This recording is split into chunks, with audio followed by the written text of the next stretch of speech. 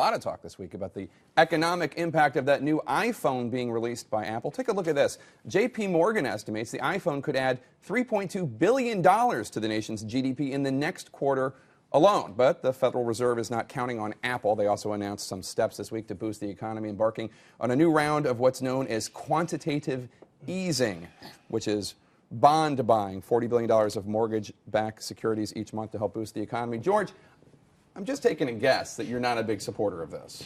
Well, quantitative easing is how the government talks when it's really eager not to be understood. Quantitative easing is the government printing money. Now, printing presses are so 20th century, they do it digitally. Never mind. It's expanding the money supply. And it's part of not mission creep, but mission gallop on the part of the Fed, which is on its way to becoming the fourth branch of government, accountable to no one and restrained by nothing, as far as I can tell, in exercising both monetary and fiscal policy. The interesting thing is this. It used to have one mandate: protect the currency as a store of value, prevent inflation.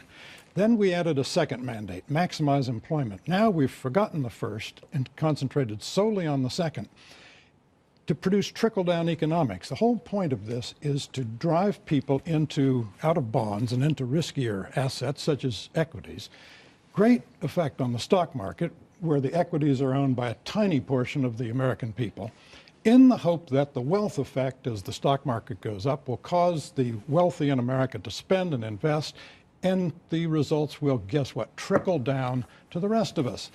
Now, banks have $1.5 trillion in reserves. Companies have $2 trillion of cash sitting on the sidelines. Who in America is not buying a house because a 30-year mortgage at 3.5% is too high? Who is not hiring workers because lending is too expensive now? Okay. You know, it's an extraordinary move by the Federal Reserve to take 8 weeks before an election. And economists will differ over, you know, whether or not it'll actually have an effect on the economy, but it will have an effect on Capitol Hill. You will see a move to kind of clip the Fed's wings and say, get back to the original purpose of controlling inflation. I think that, you know, you hear a lot of talk about the Fed on the Hill, but this gives impetus to doing something to limit it. The thing is, inflation is under control. Yes, there's a lot of money out there. It's not moving. We're keeping interest rates low. We're giving opportunities for investment in housing and other sectors. But it's got to be coupled with other measures. So the president's announced that a new target to get rid of half of our oil imports by 2020. That will put another $150 billion, keep it inside the U.S. economy. It's a big deal, and it can be done. He's announced new manufacturing initiatives. We're bringing jobs back from overseas. And we needed to move forward and do something about the home mortgage foreclosures. So there's been some efforts on this. There's some frustration on this. We need some bipartisan work on this. I remember debating Karl Rove in 2008 on this, and he was very, very firm that we're not going to help people who have home mortgage problems. But when you've got more than 5 million home mortgages out there underwater waiting for foreclosure, I think we need some action on it. Look, what this is the Fed printing money in order to pay for Barack Obama's debt. And the one thing in your litany you didn't mention, General, is the debt. This country is facing a crisis that's a totally unavoidable crisis.